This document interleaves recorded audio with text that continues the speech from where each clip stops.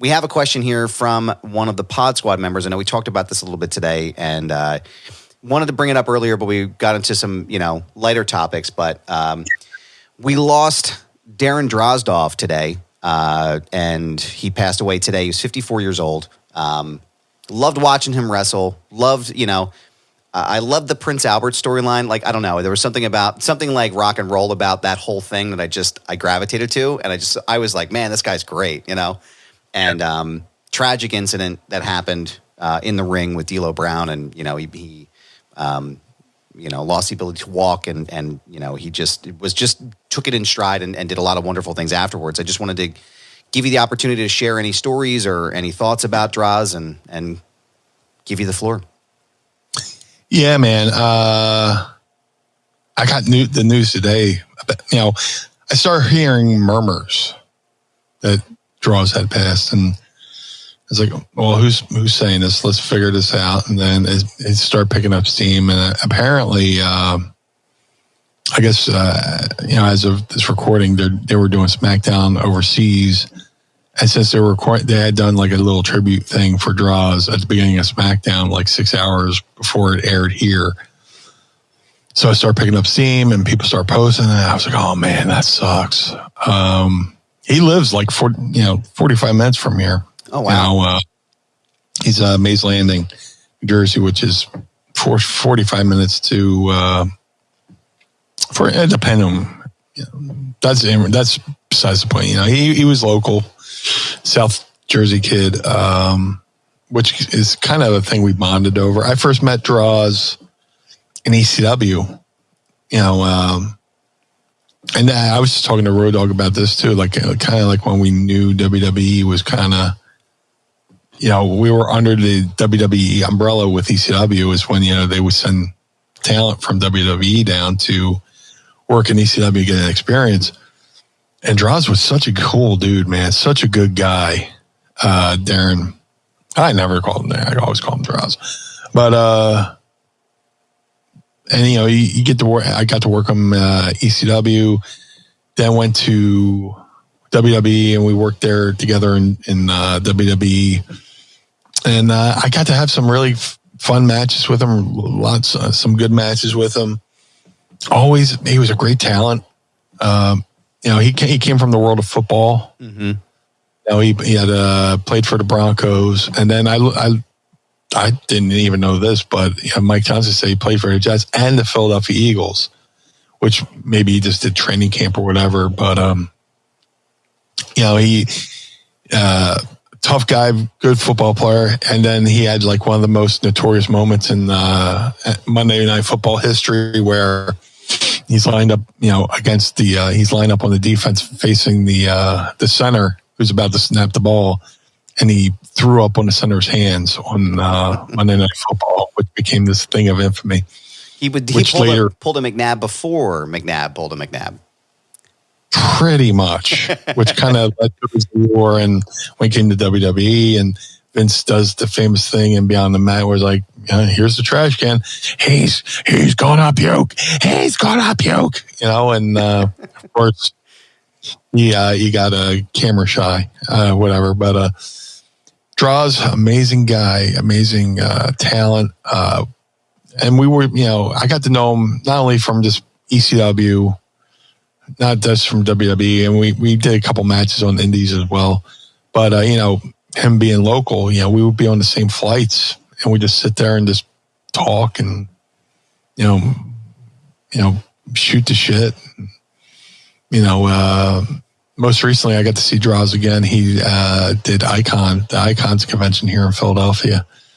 I was there, and great spirit, man, smiling, laughing, telling jokes.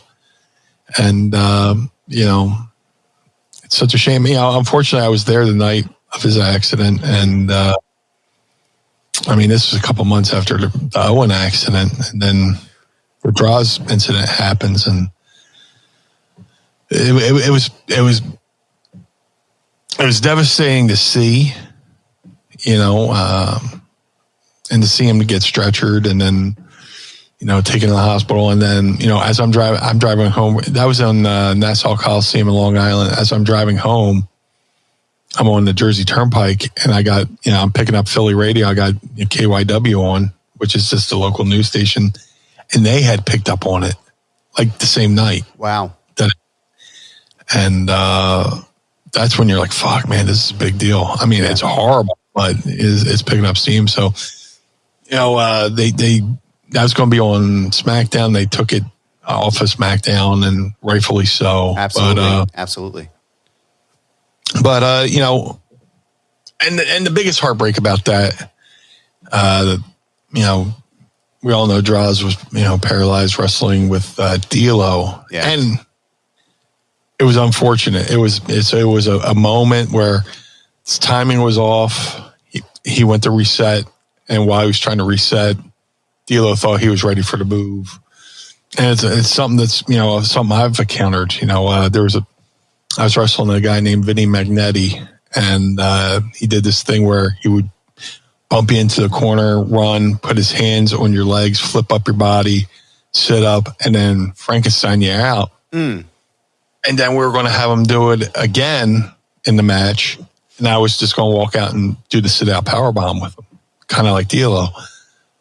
But, prior to us doing the spot the first time, I shot him in, went for the backdrop, and he went to kick me, but he booted me right in the fucking forehead. Mm. You could see the eyelets of his boots on my forehead and all that stuff. So I was a little groggy. So when he went to do it, I sat out, kind of like the incident with D'Lo. So I was like seeing it happen there and realize how fortunate I was that I didn't hurt somebody right like early in my career. But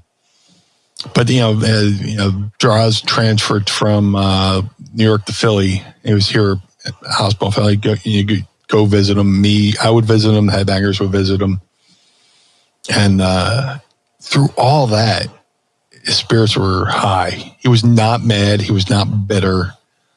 He was like, "Hey, man, it was an accident." Oh, and also the biggest that whole day was, we're in Long Island, Nassau Coliseum, and D'Lo and Droz were just hanging out all day, and D'Lo would travel with his PlayStation and a little TV, and they would sit up. They were playing video games. Like that afternoon, they were playing some kind of racing game.